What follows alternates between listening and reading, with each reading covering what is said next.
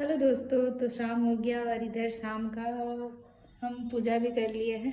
इधर दिया जल गया और स्नैक्स में मटर और मकई मकई का भूजा। ये पता नहीं, हम बिहारियों का ये फेवरेट होता है, मकई का भूजा और मटर। वैसे बहुत कोई इसमें चूड़ा और मटर खाते हैं, लेकिन भाई आज संडे है, घर पे है, तो वो बोला भुजा रखा हुआ है, भुजा ही के साथ मटर फ्राई करो और खाते हैं। तो ये शाम का स्नैक्स। तो अगर आपको खाना है तो आप लोग भी आ सकते हैं। तो फिर मिलते हैं आपसे नेक्स्ट व्लॉग में।